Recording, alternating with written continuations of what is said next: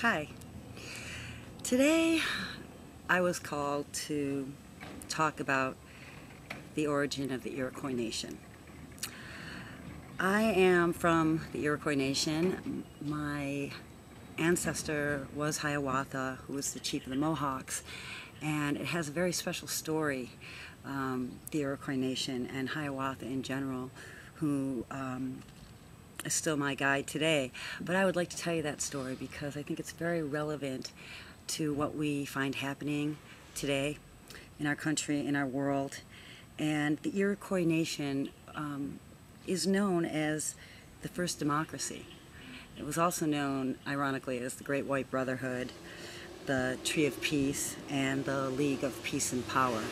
But let me tell you the story, because it is our history here in America, and it's a good story for everyone around the globe to know, because whatever you see in America now does not really represent the hearts of Americans. As you know, our indigenous people in America, we slaughtered also.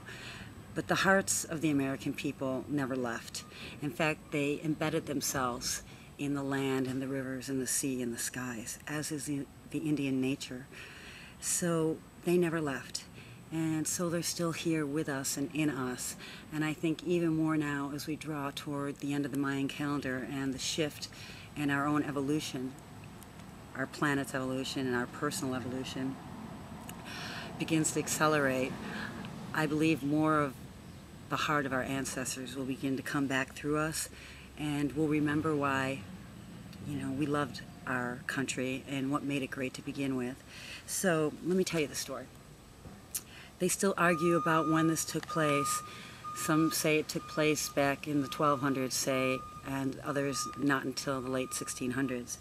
But either way, this is a story. In the upper east of our country, there were 5 great Indian nations at that time, very, very powerful and very warring, killing. They were the Mohawks, the Oneidas, the Onondagas, the Cayugas, and the Senecas. Now these five tribes were very powerful, as I said, and so they would go in and war upon each other, and there were horrible battles and deaths all the time. And during one battle in particular, all of Hiawatha's family was killed. All 3 of his daughters, including his pregnant youngest daughter and his wife, were all slaughtered in the same battle. Well, after that, Hiawatha lost his zest for war and didn't want to be a part of it anymore, and in fact didn't want to be the chief anymore, and he left. And he went into the woods, and he didn't come out for a very, very long time. And many people surmise what may have happened in the woods. And what I've come to be told from the angels that I work with and White Eagle, who is my major guide, was that at this time White Eagle came into him because he had a symbolic death and joined with him. And what happened was, when Hiawatha came out of the woods, he was a changed person, and he came out with the wampum belt. He created the wampum belt while he was in this hermetic state in the woods, and he also came out with the vision for the Iroquois Nation. And he also came out completely nude. He came out of the woods nude, and he went into each of the warring nations, the Senecas, the Oneidas, the Cayugas, the Onondagas, completely naked, and said, "Take me to your leader," and went to the chief with this vision of the Iroquois Nation, which was, if all 5 of our nations joined together under the Tree of Peace, keeping our own keeping our own customs, keeping our own government, keeping our own ways, but uniting together under the same values, under the same goal of peace, then united, they would never be attacked. Because which tribe would dare attack 5 of the most powerful nations ever united now in one tribe under the Tree of Peace?